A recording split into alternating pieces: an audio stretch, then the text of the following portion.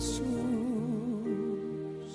ku percaya, ku dapat kemuliaan kuasa salibnya, ku jadi pemenang dalam segala hal.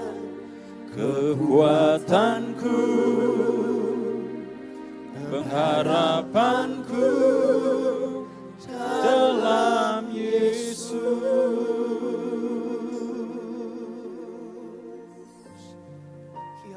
Hanya dalam-Mu Tuhan, hanya dalam-Mu Yesus, kekuatan kami. Hanya dalam-Mu Tuhan, ada kemenangan, ada ketenangan. Hanya di dalam-Mu Tuhan, kami rasakan kekuatan, kami rasakan kasih yang tak terbatas. Hanya dalam-Mu. Terima kasih Tuhan. Hanya di dalam-Mu ya Tuhan. Hanya di dalam-Mu ada kekuatan. Hanya di dalam-Mu ada kemenangan. Hanya di dalam-Mu ada ketenangan. Ada kasih yang membangkitkan kekuatan dalam hidup kami. Di tengah-tengah situasi yang membuat kami gentar. Di tengah-tengah keadaan yang membuat hati kami menjadi gelisah Tuhan. Tapi kami tetap percaya ada tangan Tuhan yang siap untuk menopang kehidupan kami. Karena itu kami tidak takut Tuhan. Kami yang saat ini ada di rumah-rumah tidak akan takut menghadapi apapun. Karena ada janji Tuhan yang pasti dalam hidup kami. Ini ungkapan syukur kami Tuhan. Kami rindukan firman-Mu. Berbicaralah bagi kami. Sampaikan isi hati-Mu untuk menguatkan kami hari ini Tuhan. Kami buka hati kami buka pikiran kami untuk benih firman Tuhan ini. Dalam nama Yesus, haleluya, amin. Shalom, Bapak Ibu yang dikasihi Tuhan, yang saat ini sedang beribadah di rumah-rumah. Kita percaya satu hal, bahwa hadirat Tuhan tidak dapat dibatasi oleh ruang, waktu, dan jarak. Di tempat di mana Bapak dan Ibu saat ini beribadah, bersama-sama dengan kami, kita percaya di situ ada hadirat Tuhan, karena firman-Nya berkata 2-3 orang berkumpul dalam nama Tuhan, maka Tuhan hadir. Dan saya percaya di rumah Bapak Ibu ketika ada pujian, sembah dinaikkan bersama-sama dengan anggota keluarga, maka di situ Tuhan hadir.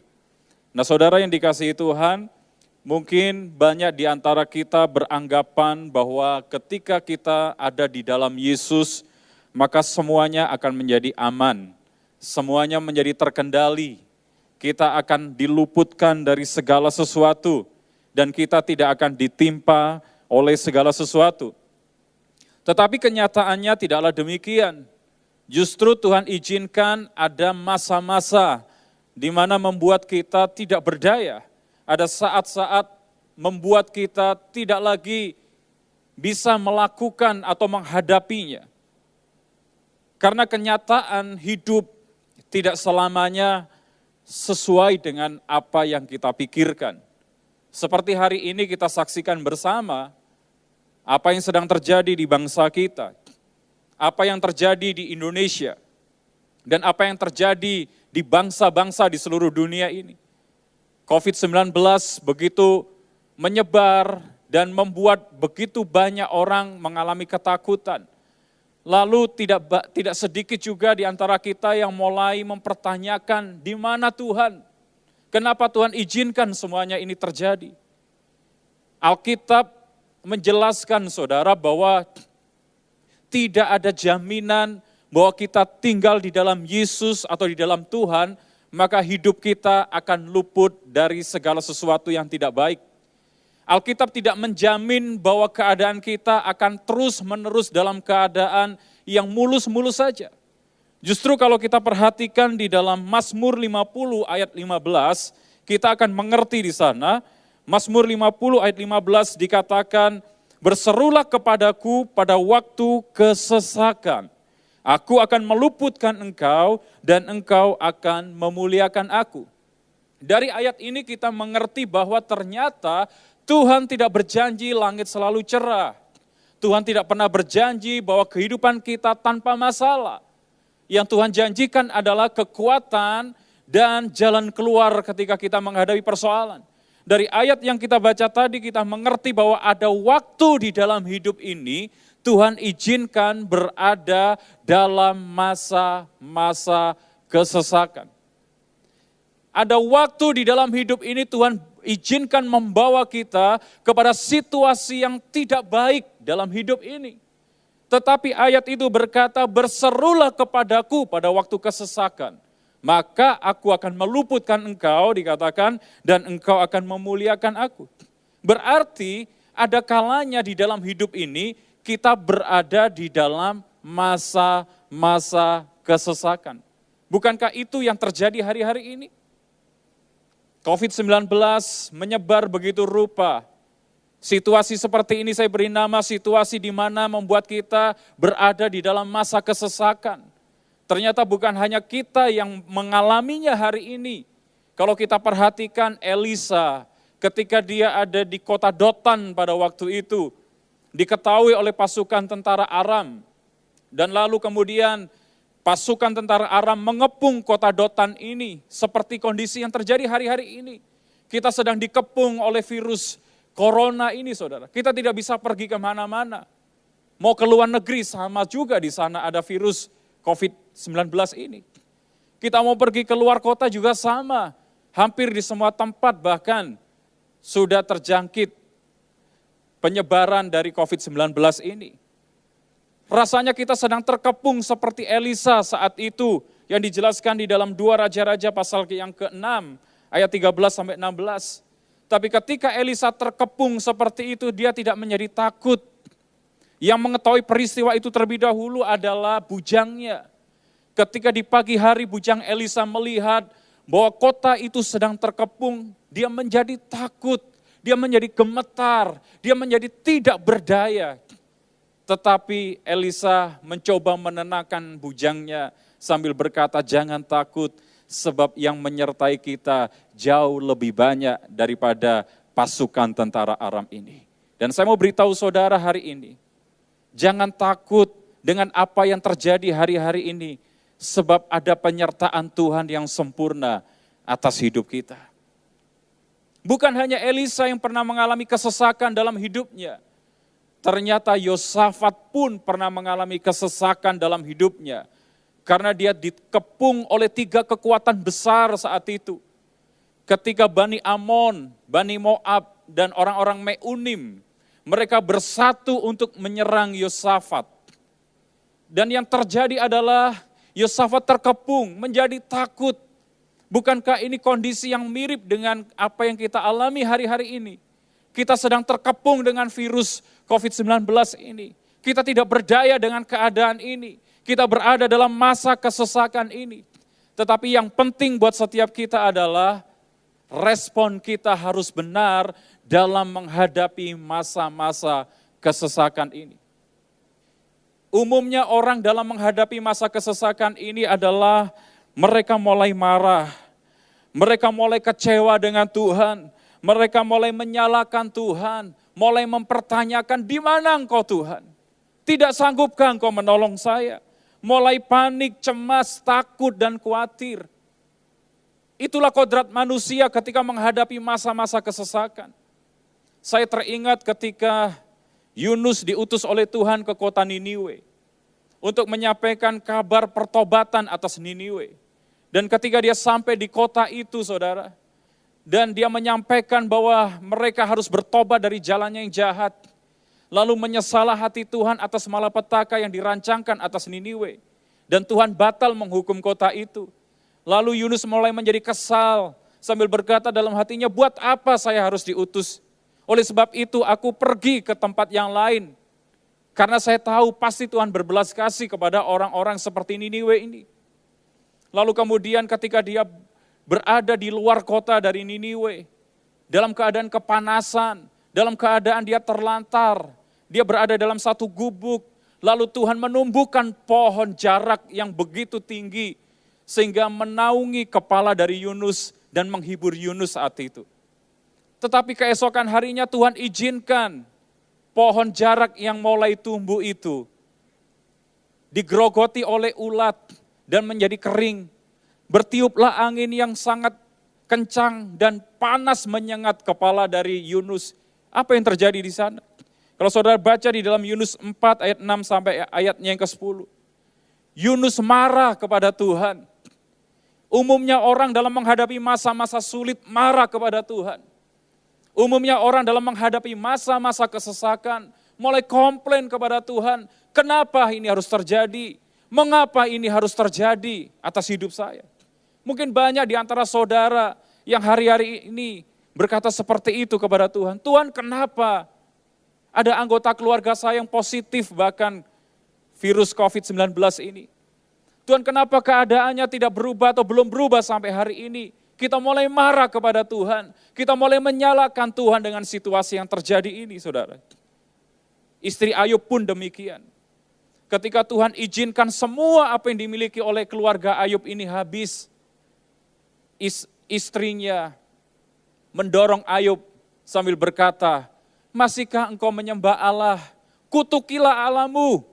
Enggak usah menyembah Allah lagi. Tetapi apa kata Ayub di dalam Ayub pasal yang kedua, ayat yang ke-10. Tetapi jawab Ayub kepadanya, engkau berbicara seperti perempuan gila. Apakah kita mau menerima yang baik dari Allah, tetapi tidak mau menerima yang buruk? Dalam kesemuanya itu, Ayub tidak berbuat dosa dengan bibirnya. Respon manusia pada umumnya seperti istrinya Ayub ini, saudara. Ketika mengalami masa kesesakan, dia tidak lagi menyembah Allah. Dia mulai berpaling kepada Allah yang hidup, bukan hanya marah kepada Tuhan. Dia mulai menyalahkan Tuhan, dia tidak lagi beribadah kepada Tuhan. Tapi kita contoh Ayub, dalam peristiwa apapun yang Tuhan izinkan dialami dan terjadi atas hidupnya, Ayub tetap menyembah Allah yang hidup, karena dia percaya bahwa segala sesuatu yang terjadi pasti akan mendatangkan kebaikan di dalam hidupnya. Jangan kita memiliki respon seperti itu dalam menghadapi masa-masa kesesakan seperti ini. Jangan di antara saudara yang mulai marah kepada Tuhan. Jangan di antara saudara ada yang mulai panik, menyalahkan Tuhan, dipenuhi dengan ketakutan, dipenuhi dengan kekhawatiran, dipenuhi dengan kecemasan. Nah, hari ini izinkan saya mengingatkan saudara melalui firman Tuhan. Bagaimana sikap kita yang benar dalam menghadapi masa kesesakan ini. Sehingga hidup kita tetap berkenan kepada Tuhan. Yang pertama, dalam masa kesesakan ini, respon atau sikap kita yang benar adalah miliki cara pandang yang tepat dalam segala situasi yang terjadi atas hidup ini. Milikilah cara pandang yang tepat, pahamilah bahwa dalam segala peristiwa, dalam segala keadaan, dalam segala hal yang terjadi, yang tidak baik sekalipun, ada maksud dan tujuan serta rencana Allah di balik itu semua. Dan hal ini saya sebut dengan berkat yang terselubung di balik setiap masa-masa yang sulit. Atau sering disebut dengan blessing in disguise. Kadang-kadang mata kita sulit untuk memandang hal itu, karena kita hanya fokus dengan masalah, dengan persoalan, dengan kesesakan yang terjadi. Sehingga kita lupa bahwa di balik setiap peristiwa, di balik setiap kejadian, di balik setiap masa-masa yang sesak itu, ada berkat yang terselubung. Ada berkat yang tersamar, ada berkat yang tersembunyi. Mungkin saudara berkata seperti ini, mana berkatnya? Sekarang saya tidak bisa kerja di kantor, saya harus kerja dari rumah. Saya tidak bisa pergi ke sekolah, saya harus belajar di rumah. Saya tidak bisa beribadah di gereja, saya harus beribadah di rumah. Berkat seperti apa dalam kondisi seperti ini? Mari kita bawa mata kita untuk memandang secara tepat, seperti Tuhan melihat segala sesuatu. Yang pasti adalah dalam segala keadaan yang tidak baik sekalipun, ada berkat yang tersembunyi di balik itu semua. Berkat yang saya maksud bukan hanya soal materi, berkat yang saya maksud bukan soal harta jasmani, saudara. Kita bisa melihat dari peristiwa yang terjadi hari-hari ini, paling tidak berkat yang terselubung bagi kita adalah kita bisa mengatur lagi kehidupan kita dengan baik. Kita bisa mereset lagi hidup kita. Kita bisa melakukan yang saya sebut dengan retreat itu. Semula mungkin kita disibukkan dengan aktivitas kita. Semula kita mungkin disibukkan dengan begitu padatnya jadwal-jadwal di dalam kehidupan kita. Tetapi kita lihat ada berkat yang terselubung di balik setiap kesesakan yang terjadi hari-hari ini. Kita bisa menata ulang kehidupan kita. Kita bisa menikmati kehidupan bersama dengan keluarga, orang-orang yang kita cintai. Karena itu Alkitab berkata di dalam Roma 8 ayat 28, Roma 8 ayat 28 dikatakan kita tahu sekarang bahwa Allah turut bekerja dalam segala sesuatu untuk mendatangkan kebaikan bagi mereka yang mengasihi Dia, yaitu bagi mereka yang terpanggil sesuai dengan rencana Allah. Kita tahu bahwa ternyata Allah turut bekerja dalam segala sesuatu. Dalam keadaan yang tidak baik sekalipun, dalam masa kesesakan seperti ini pun, Allah masih turut bekerja untuk mendatangkan kebaikan. Ada berkat yang terselubung, ada berkat yang tersembunyi ketika kita memandang dengan cara pandang yang benar, melalui situasi yang terjadi hari-hari ini, kita bisa belajar, ini waktunya kita menata ulang hidup kita. Ini waktunya kita memperbaharui komitmen kita kepada Tuhan. Mungkin kita sudah lupa dengan waktu-waktu khusus kita bersama dengan Tuhan karena kesibukan.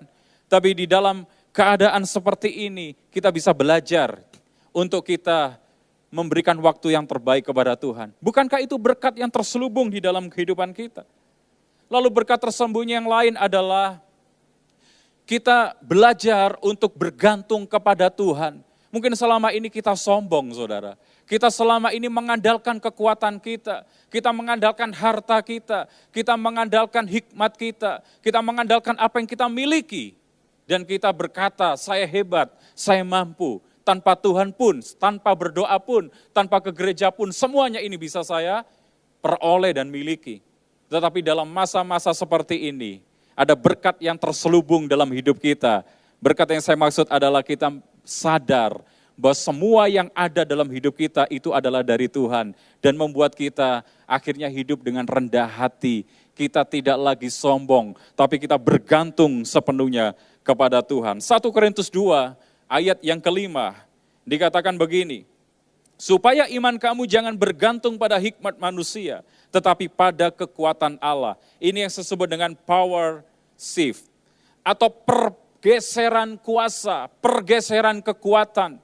Mungkin selama ini sebelum ada peristiwa COVID-19, kita mengandalkan kekuatan kita mengandalkan kehebatan, kita mengandalkan hikmat kita. Tapi ada berkat yang terselubung dalam masa kesesakan ini. Membuat kita sadar, kita harus bergeser, berpindah kepada kekuatan Tuhan, bergantung kepada kekuatan Tuhan sendiri. Nah itulah sebabnya hari ini kita belajar.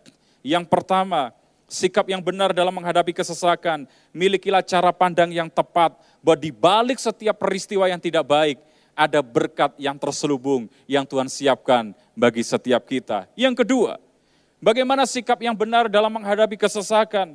Kita harus tetap tenang. Untuk kita bisa tetap tenang, pertama kali yang harus kita lakukan adalah menguasai diri kita. 1 Petrus 4 ayat 7 berkata begini, kesudahan segala sesuatu sudah dekat, karena itu kuasailah dirimu dan jadilah tenang supaya kamu dapat berdoa. Kita bisa menjadi tenang kalau kita bisa menguasai diri kita. Masalahnya banyak orang hari-hari ini yang tidak bisa menguasai diri, tidak bisa mengendalikan diri. Tetapi sebaliknya dikendalikan oleh situasi, dikendalikan oleh keadaan. Tapi hari ini marilah kita belajar, jadilah orang-orang yang bisa mengendalikan diri, supaya kita bisa menjadi tenang. Karena Alkitab berkata, orang yang mengendalikan diri itu seperti orang yang merebut kota di dalam kitab Amsal 16 ayat 32. Orang yang mengendalikan diri itu melebihi orang yang merebut kota. Seorang yang berhasil menaklukkan segala sesuatu. Untuk kita bisa memenangkan hal-hal yang lain di luar sana, itu dimulai ketika kita berhasil memenangkan diri kita sendiri. Kalau kita tidak bisa menaklukkan diri kita sendiri, kita tidak bisa menjadi tenang. Dan ketika kita tidak bisa menjadi tenang, apa yang terjadi? Kehidupan kita akan dipenuhi dengan ketakutan, kepanikan, kekhawatiran, kegelisahan, dan kecemasan. Dan itu berbahaya untuk tubuh jasmani kita. Banyak orang hari-hari ini saudara berkata kepada saya, kenapa setelah saya membaca berita-berita tentang virus corona ini, baik di media sosial ataupun di media mainstream, lalu kemudian ketika baru mendengar kabar-kabar yang begitu memenuhi di jagat dunia maya tersebut, lalu membuat orang yang membaca itu menjadi lemas. Ada satu penelitian yang berkata begini, bahwa ternyata ketika kita mengizinkan informasi-informasi itu masuk melalui indera kita, akan membuat kita menjadi panik dan tidak tenang. Itu yang disebut dengan kondisi psikosomatik. Dan ketika kita mengalami kondisi seperti itu, kita akan mengalami kecemasan yang berlebihan, saudara. Nah karena itu jangan izinkan saudara hari ini dipenuhi dengan ketakutan dan kecemasan. Pilihlah untuk mengendalikan diri kita supaya kita tetap menjadi tenang. Ketika Yesus menyuruh murid-muridnya untuk mendahului dia, bertolak ke seberang dengan menggunakan perahu, maka ketika mereka sudah beberapa mil jauhnya dari darat, lalu perahu murid-murid ini diombang-ambingkan oleh gelombang karena angin sakal. Dan mereka begitu ketakutan. Lalu Yesus menghampiri mereka untuk menolong mereka berjalan di atas air. Ketika Yesus menghampiri mereka, mereka semakin takut. Kalau kita perhatikan di dalam Matius pasal yang ke-14, ayatnya yang ke-27, Yesus berkata gini, tetapi segera Yesus berkata kepada mereka, tenanglah, aku ini, jangan takut. Kita bisa melihat dari perkataan Yesus, orang yang tidak tenang dalam hidupnya akan dipenuhi dengan ketakutan. Orang yang tidak tenang dalam hidupnya akan dipenuhi dengan kecemasan. Orang yang tidak tenang dalam hidupnya tidak bisa bersyukur dan lupa bahwa Tuhan ajaib sanggup menolong kehidupan kita.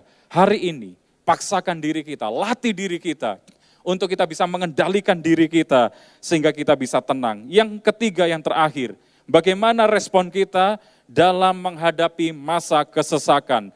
Tetaplah percaya kepada Tuhan. Ini memang tidak mudah, saudara. Tetapi hanya orang yang percaya kepada Tuhan dan tetap percaya kepada Tuhan, yang akan Tuhan jaga, yang akan Tuhan pelihara, yang akan Tuhan sertai dalam segala keadaan apapun juga.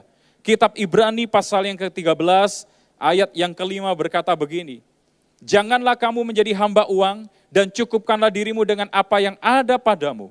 Karena Allah telah berfirman, aku sekali-kali tidak akan membiarkan engkau dan aku sekali-kali tidak akan meninggalkan engkau. Ini janji Tuhan atas hidup kita. Bahwa Tuhan tidak akan meninggalkan kita. Bahwa Tuhan tidak akan membiarkan kita dalam masa kesesakan seperti ini. Yang pertama yang Tuhan mau dalam hidup kita adalah kita harus memiliki cara pandang yang benar dalam melihat segala situasi. Percayalah, di balik setiap masa-masa kesesakan ada blessing in disguise. Ada berkat yang terselubung yang membuat kita mengerti bahwa kita harus bersandar kepada kekuatan Tuhan dan berserah kepada kehendak Tuhan. Dan yang kedua, tetaplah tenang, kuasai diri kita supaya kita bisa menjadi tenang. Kalau kita tenang, kita tidak akan diliputi dengan kecemasan, ketakutan, kekhawatiran, sehingga kita bisa bersyukur dan kita bisa melihat kedahsyatan dan kemahakuasaan Tuhan atas hidup kita. Dan yang ketiga, tetaplah percaya bahwa Allah tidak akan meninggalkan kita, Allah selalu ada bersama dengan kita, selalu menyertai kita, apapun yang terjadi, ada Tuhan yang ada di dalam kehidupan kita. Karena Dia adalah Allah Immanuel. Doa saya buat setiap kita, dimanapun saudara berada saat ini, di tengah-tengah virus COVID-19 yang masih merajalela, tetaplah percaya dalam masa kesesakan seperti ini, Tuhan tidak pernah meninggalkan Bapak Ibu Saudara. Yang terpenting buat setiap kita adalah milikilah respon yang benar dalam menghadapi masa kesesakan. Jangan marah, jangan menyalahkan Tuhan, jangan jauh dari Tuhan. Tetapi yang pertama sekali lagi, milikilah cara pandang yang benar dalam menghadapi segala situasi. Yang saya percaya adalah Tuhan turut bekerja dalam segala sesuatu untuk mendatangkan kebaikan bagi kita yang mengasihinya. Dan yang kedua, tetaplah tenang, kuasai diri supaya kita bisa menjadi tenang. Akhirnya kita bisa bersyukur dan kita bisa melihat kedahsyatan dan kemahakuasaan Tuhan itu terjadi atas hidup kita. Dan yang ketiga, tetaplah percaya bahwa Allah sekali-kali tidak akan pernah membiarkan kita dan Allah tidak akan pernah meninggalkan kita. Mari kita bersama-sama sekali lagi datang kepada Tuhan hari ini. Bahwa hidup kita, sekalipun apa yang terjadi hari ini rasanya belum sirna, belum berlalu, tetap percaya kepada kuasa Tuhan. Haleluya Tuhan. Terima kasih Tuhan. Ajar kami untuk percaya Tuhan. Saat ku tak melihat jalanmu, saat ku tak mengerti rencanamu, namun tetap ku pegang janjimu, pengharapanku hanya padamu. Saat kami tidak melihat jalanmu Tuhan, saat ku tak melihat jalanmu, saat ku tak mengerti rencanamu, namun tetap ku pegang janjimu, pengharapanku hanya padamu. Mari bersama-sama katakan, hatiku percaya, hatiku percaya, hati kami percaya Tuhan, hatiku percaya, hatiku percaya, percaya.